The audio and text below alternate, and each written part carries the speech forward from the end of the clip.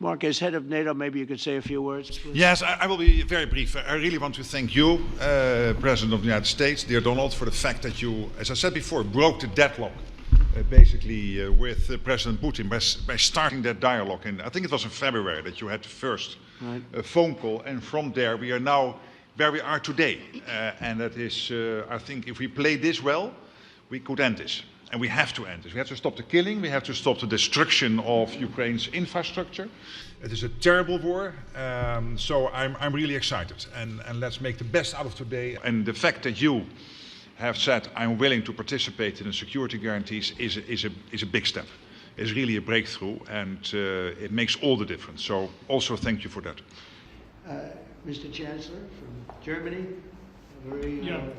I think this is extremely helpful that we are meeting and hearing that the two of you are having such a good meeting today here in Washington.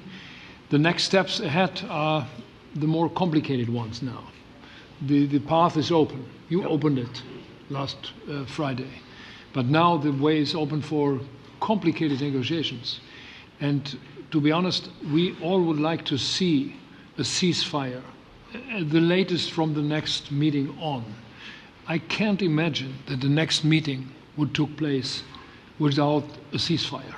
So let's work on that, and let's try to put pressure on Russia, because the credibility of these efforts we are undertaking today are depending on at least a ceasefire from the beginning of the serious negotiations from next step on. So I would like to emphasize this aspect and would like to see a ceasefire from the next meeting, which should be a trilateral meeting wherever it takes place. Well, we're going to let the president go over and talk to the president, and we'll see how that works out, and if we can do that.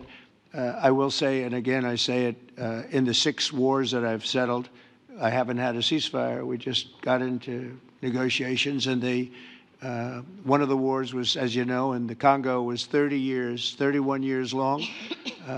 Another one that we settled last week with 2 great countries was 35 years going on, and we had no ceasefire. So if we can do the ceasefire, great. And if we don't do a ceasefire, because many other points were given to us, many points were given to us, great points. Thank you very much. Emmanuel. Thank you, Mr. President, for organizing this. I just have to say here, everybody around this table is in favor of peace. And we work very hard, and we've worked very hard during the past few years to have a peace which is a robust and long-standing peace. This is why the idea of a trilateral meeting is very important, because this is the only way to fix it. And by the way, I think as a follow-up, we would need probably a quadrilateral meeting, because when we speak about security guarantees, we speak about the whole security of the European continent. And this is why we are all united here with Ukraine on this matter. In order to organize such a trilateral meeting, your idea to ask for a truce or a ceasefire, at least to stop the killings, as we discussed, is a necessity. And we all support this idea. Thank you very much, Emmanuel. Mr. Prime Minister.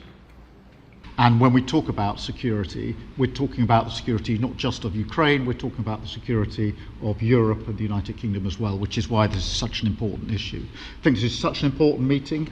As a group, I think we've had a discussion on the phone a number of times, Mr. President, but be able now to be around the table to take it forward. And I really feel that we can, I think, with the right approach this afternoon, make real progress, particularly on the security guarantees, and your indication of security guarantees, of some sort of Article 5 style guarantees, fits with what we've been doing with the Coalition of the Willing, which we started some months ago, bringing countries together and showing that we were prepared to step up to the plate when it came to security.